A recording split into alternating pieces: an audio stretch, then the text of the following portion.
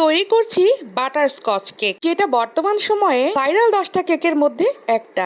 Very tasty, very yummy, not only tasty yummy, this is the best dessert like that. অসাধারণ কালারের এই ক্যারামেলটা করে নিচ্ছি, আর এই ক্যারামেলের মধ্যে দিয়ে দিব বাদাম। বাদাম রয়েছে এখানে কয়েক রকমের, চীনা বাদাম, কাঠবাদাম, কাজু বাদাম। এই 3টা বাদামই মূলত এখানে ব্যবহার করা হয়, আর এই বাদামগুলো ব্যবহার করার কারণেই এই কেকটার নাম মূলত বাটারস্কচ।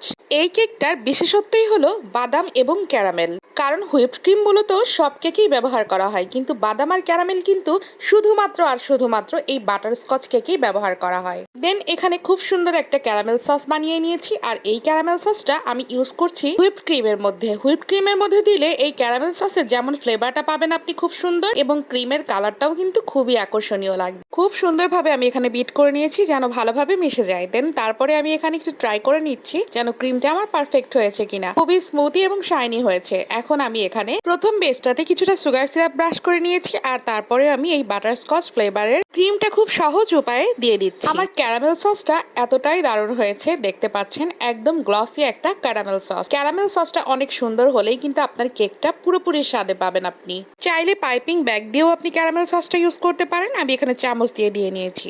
এখানে দেখতে পাচ্ছেন বাটারস্কচ মানে সেই বাদামের গুঁড়াটা, এটাকে আমি বানিয়ে নেওয়ার পরে ব্লেন্ডারে একটু গ্রাইন্ড করে নিয়েছি। তারপরে আমার দিতে সহজ হয়ে গিয়েছে। তারপরে ফাইনাল লুক আমার বাটারস্কচ কেকটা দেখতে পাচ্ছেন খুবই সুন্দর হয়েছিল। আজকের ভিডিওটা কেমন লেগেছে আশা করি কমেন্টে জানাবেন।